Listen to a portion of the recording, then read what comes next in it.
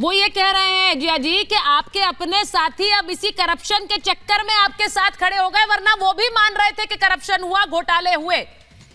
वो तो कहते आए हैं, उनके बयानों को कैसे अनदेखा कर देंगी आप? कौन?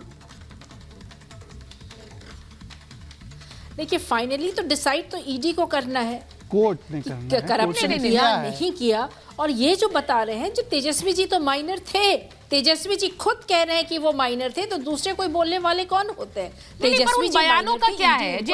उन बयानों का क्या है? इनका फोकस है, बीजेपी का जो पूरा फोकस है वो कुछ नहीं, सिर्फ 24 का चुनाव का फियर है और कुछ नहीं। चंडीगढ़ में ये लोग इसी तरह से घोटाले, इस गड़बड़ी की मेयर के चुनाव में नहीं, वो मामला तो कोर्ट पहुंच गया में है, हर कुछ कर जाते हैं और सब कुछ चुप कर देते हैं। लेकिन जिस दिन चला गया, सत्ता से हटेंगे, मैं उसकी बात ही नहीं कर रही हूँ। आपको लग रहा है वो मामला, उसमें उन्होंने कहा कि संशय है, हमारे साथ साजिश हुई, लेकिन इन बयानों पर भी तो बोलिए मैम।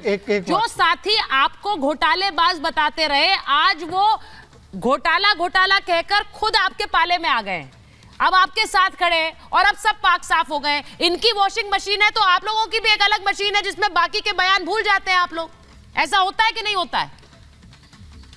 बिल्कुल नहीं, बिल्कुल नहीं, बिल्कुल नहीं। बीजेपी की वॉशिंग मशीन तो बड़ी मजेदार है, पाप ही धुल जाते हैं, गंगा नदी में डुबकी लगाने की भी जरूरत नहीं होती है। और आपके साथ, लेकिन मैं बता दूं, अरविंद केजरीवाल ने कभी ऐसा कहा होगा, लेकिन उन्हें कभी कहा होगा, क्यों कहा उन्होंने? कि जो हकीकत है प्रेजेंट डे में है कि ईडी का मिसयूज किया जा रहा है। केजरीवाल भी जानते हैं, मैं उनके बयान को सुन रही थी, वो भी कह रहे थे कि ईडी को मिसयूज किया जा रहा है। ठीक है एजिया जी, आप ये मान रही हैं कि उन्होंने कभी कहा तो उन्होंने ऐसे ही कह दिया, तथ्यों के आधार पर कहा कि ऐसे ही कह दिया, और अगर ऐसे ही तब कह दिया तो आज भी बहुत से बयान वो ऐसे ही देते होंगे।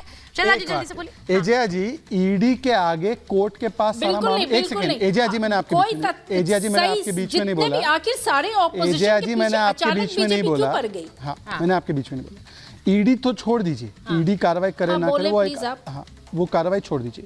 सुप्रीम कोर्ट तक जाकर कन्विक्ट होने का जो तगमा है वो केवल एक ही व्यक्ति पर है, लालू जी। 4 बार कन्विक्टेड, पहली बार कन्विक्शन 2013। अब कन्विक्शन में तो इफ एंड बट नहीं बचता, ये तो कोर्ट ने किया है, कोर्ट के निष्पक्षता पर तो आपको भरोसा है। और केवल एक नहीं, आपके यहां पर तो पवन मुड़ी डीएमके के नेता भी कन्विक्ट हो गए। आप समझिए इस अंतर को। किसी ने ईडी के खिलाफ केस किया, केस ईडी ने किया, वो अलग विषय। अब मैं उसमें जा ही नहीं रहा। कन्विक्टेड करप्ट को कहां से बचा रहे हैं आप? ये कहना चाह रही है कि कोर्ट गलत था जब उन्होंने लालू जी को 4 बार कन्विक्ट किया? कह दीजिए आपका भरोसा नहीं कोर्ट में। चलिए, मैं एक बड़ी खबर बता रही हूं ईडी की कार्रवाई पर। अब ये एक और खबर है आपके लिए अजय यादव जी, क्योंकि आप लोगों का एक गठबंधन बिहार में टूटा है। वहां सुन लीजिए, अखिलेश यादव ने सवाल उठाए हैं, सिर्फ विपक्ष पर ईडी एक्शन क्यों है? अखिलेश यादव ने कहा कि बीजेपी ने ईडी को हथियार बनाया है। ये कहते हुए अखिलेश यादव ने आज सीटों का भी ऐलान कर दिया लोकसभा की। मैं आपको बताऊं कि 12 सीटें ऐसी हैं, 12 सीटें ऐसी हैं जिन पर लोकसभा चुनाव के लिए उन्होंने नामों का ऐलान कर दिया है। अब इन सीटों पर, 16 सीटों पर जिन पर नामों का ऐलान किया है, उस पर अखिलेश यादव का बयान आया है कि ये सीटें जिनके नाम हैं उनके लिए हमने उन नामों का ऐलान कर दिया है। इस पर कांग्रेस ने कहा है कि ये एक तरफा कार्रवाई की है अखिलेश यादव ने। अब इसका मतलब क्या है? मैं सिर्फ ये पूछ रही हूं कि एक तरफ घोटाला घोटाला कहकर साथ तो आ रहे हैं, लेकिन दूसरी तरफ जो फूट है वो सामने है कि नहीं? धर्मेंद्र यादव जी बताइए। कांग्रेस कह रही है एक तरफा बयान चल रहा है, अब आप एकला चलो ही कर रहे हैं, ममता दीदी कर रही हैं, आप भी कर रहे हैं। नहीं, देखिए सुचारिता जी, ऐसा है कि सीटों के बंटवारे को लेकर के मांडी जी के ट्वीट पहले भी आए थे, और जिस तरह से हम लोगों ने बताया था कि 11 सीटों पर सहमति कांग्रेस के साथ हुई है, तो उन 11 सीटों के प्रत्याशी ये नहीं है, वो उसके अलग दूसरे प्रत्याशी हैं। पहली बात। कांग्रेस दूसरी बात, भारतीय जनता पार्टी के प्रवक्ता जो करप्शन पर इतनी बड़ी बड़ी, आपने किसी से सलाह नहीं की है? गठबंधन में तो सलाह होती है। नहीं, तो जो हमारी सीटें वो तो हम तो खुद ही ऐलान करेंगे या दूसरा करेगा उसका ऐलान? ये आपकी सीटें हैं, आपने 11 दी और उसके बाद कांग्रेस आपसे नाराज है। वो ये खुश नहीं है इस बात पर कि आप 11 सीटें देकर आगे चल गए। आपको लग रहा है उत्तर प्रदेश में अभी भी गठबंधन में all is not well sir? अभी लग नहीं रहा है ऑल इज वेल यूपी में?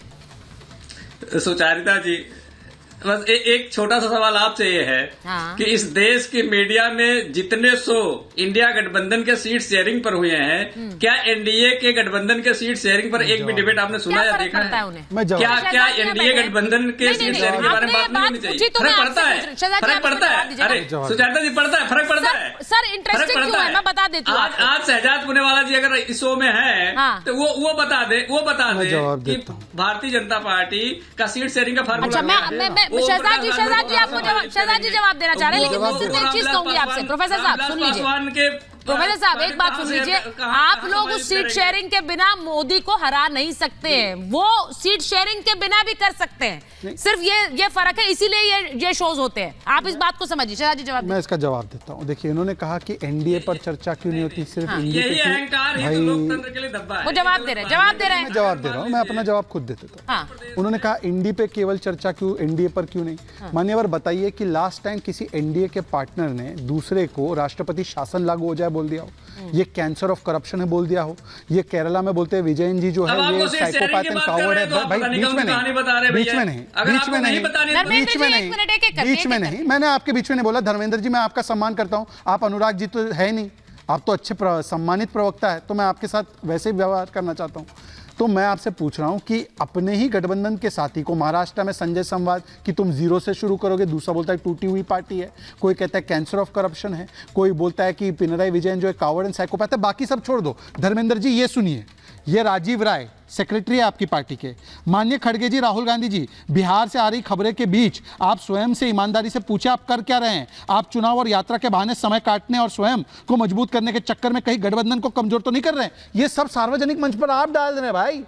यदि आप डालोगे तो सुचरिता को गालियां दे रहे कि आप चर्चा क्यों कर रही हैं। आप घर में जाके कान में बोल के आते ना राजीव राय, तो सुचरिता को मौका नहीं मिलता। आप पूरे समाज में खुले में आप अपनी सारे धोती लंगोट धो रहे हो, तो फिर क्या सुचरिता क्या करेंगी? एनडीए में भी चर्चा होती है सीट को लेकर, बिल्कुल होती है, पर कोई ऐसे नहीं करता एक दूसरे के बारे में ट्वीट। तो मैं वही कह रहा हूं।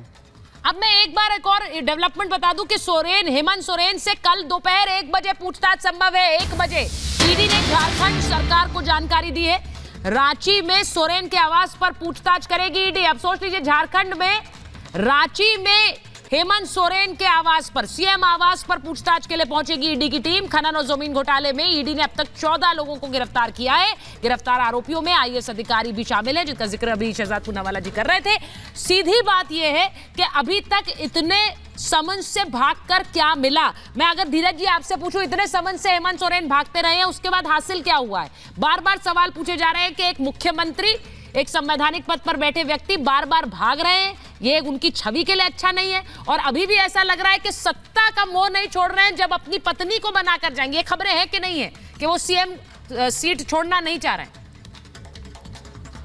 मैं बोलूंगा तो मुझे उम्मीद है आप बीच में नहीं टूटिएगा। बोलिए जी। 2019 में लोकसभा का चुनाव हुआ था। लोकसभा के चुनाव में झारखंड में 14 में 12 सीट एनडीए गठबंधन को मिली थी और दो सीट जो है महागठबंधन को मिला था। एक सीट कांग्रेस को और एक सीट झामुमो को। एक सीट दुमका जहां मात्र हम 40,000 वोट से हारे थे, एक सीट लोहरदगा का जहां मात्र 10,000 वोट से हारे हैं, और एक सीट खूंटी जहां से अर्जुन मुंडा जी केंद्रीय मंत्री हैं, मात्र 1500 वोट से हारे हैं। तो पता है भाजपा को कि कहां पे किस कार्रवाई करने से हमको लोकसभा में फायदा होगा। मात्र आज भाजपा के खिलाफ एक चेहरा अगर मजबूत है झारखंड में तो है माननीय मुख्यमंत्री हेमंत सोरेन जी। इसीलिए भाजपा परेशान है। उनको पता है, उनका सारा इंटरनल सर्वे जो हुआ उस सर्वे में यहाँ पे दिख रहा है कि माननीय मुख्यमंत्री हेमंत सोरेन जी के नेतृत्व में 14 में से 8 से 9 सीट जो है वो इंडी गठबंधन को मिलने जा रहा है। तो चुनाव को मद्देनजर देखते हुए, लोकसभा चुनाव को पार्टी की छवि धूमिल करने के लिए प्रयास किया जा रहा है। और मैं आपको आप बीच में बोलने लगी। अब भाजपा को प्रवक्ता बनने के लिए आप बैठी हैं। इस तरह की लाइनें मैं सुनती नहीं हूँ, इस तरह की लाइनें मैं सुनती नहीं हूँ। आपको सुनना पड़ेगा। नहीं, मैं नहीं सुनूंगी दुबे जी। नहीं सुनते हैं तो आप दुबे जी आप अपनी बात रख सकते हैं, लेकिन इस तरह की फिजूल की लाइनें मैं सुनती नहीं हूँ दुबे जी। मैं आपको बता